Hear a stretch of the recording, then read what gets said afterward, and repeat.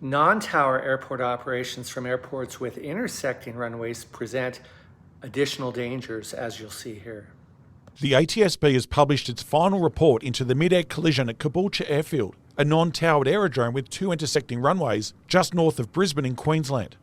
On the morning of the 28th of July 2023, the sole pilot of a Piper PA-25 Pawnee was returning to land on runway 06 after towing a glider into the air. Just prior to touching down, a Cessna 172 being taxied by a solo student pilot, unaware of an aircraft on approach, taxied across runway 06 ahead of the landing Pawnee. You may be asking yourself, now why didn't the instructor train the student to check for aircraft before crossing runways? On seeing this, the Pawnee pilot initiated a go-around, which is a routine procedure when an aircraft encounters a problem on landing. The Swiss cheese model of accident analysis demonstrates that no one thing causes an accident. It's the result of multiple factors falling into place, and that's what happens here. After making a go-around radio call, the Pawnee began to climb, maintaining the runway 06 heading. At this time, a Jabiru J430 with 2 occupants on board was taking off from the intersecting runway 11 on a private flight. As the 2 aircraft converged, the Jabiru commenced a left turn, likely in an attempt to avoid a collision. Tragically, the 2 aircraft collided above runway 06. Could pitching down by one of the aircraft have avoided the collision? Just beyond the intersection, at a height of about 130 feet. The collision separated the right wingtip and aileron from the Jabiru, which pitched downward and rolled to the right before colliding with terrain, fatally injuring both occupants and destroying the aircraft. At non-tower airports, just because you don't hear other aircraft on the radio, that doesn't necessarily mean that other aircraft aren't there. The Pawnee sustained substantial damage to its left wing in the collision, but remained flyable and landed safely with no injuries to the pilot. The investigation found that while in the circuit, the Pawnee pilot had made positional radio calls, and a radio call stating their intention to land and hold short of the runway intersection. The Pawnee pilot did not hear an entering runway or rolling call from the Jabiru.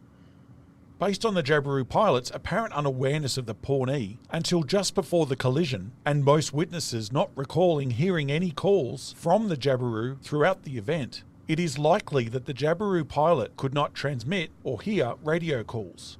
Neither pilot was aware of the other aircraft when using their respective runways. A stand of trees between the runways prevented the Pawnee and Jabiru pilots from being able to see one another's aircraft once the Jabiru had taxied onto the runway.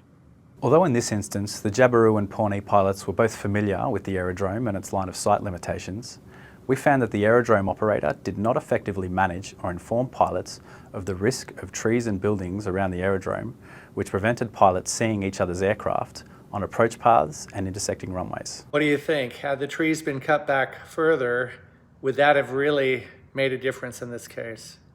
I'm not so sure.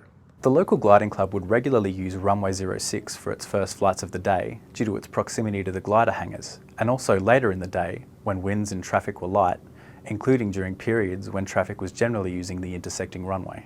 Using an intersecting runway increased the collision risk, as Caboolture was a non-controlled aerodrome relying on alerted see and avoid principles. This risk was exacerbated by the trees which blocked both pilots' sightlines. This accident demonstrates that following the existing regulations, rules of the air, and associated guidance does not completely overcome the risks inherent in using multiple runways concurrently. These risks are affected by a range of factors such as visual obstructions and runway layout that differ widely across operations and aerodromes and can change over time. We found that the regulatory guidance pilots relied upon when using non-controlled aerodromes like Caboolture did not clearly define what was considered the active runway, leaving room for different interpretations. Further, this guidance did not provide practical advice to pilots using a secondary runway, and in some cases, this advice was contrary to existing regulations. Please remember that if you're operating at a non-towered airport with intersecting runways and the wind is calm, there is a tendency for pilots to taxi to the runway that is most convenient for them, and that may not necessarily be the runway that you're using. The collision hazards increase. Self-separation around aerodromes, relying on see and avoid principles, is not infallible. Pilots can mitigate this by establishing two-way communication with other traffic, being mindful of the potential for radio communications to be missed or misinterpreted, and never assuming a runway is safe to use simply because no other aircraft are visible. Following our investigation, CASA is removing all references to the term active runway to better align guidance with the regulations and avoid confusion, and will also expand the guidance to assist the industry in understanding this issue. As a result of this occurrence, the aerodrome operator has now prohibited simultaneous runway operations and has mandated takeoff radio calls. Did you hear that? The airport operator now prohibits the use of multiple runways at the same time, as well as mandatory radio calls. We don't have that in the United States. You can read the final report into the investigation on our website by searching AO-2023-036 via the link below or from the link in our bio.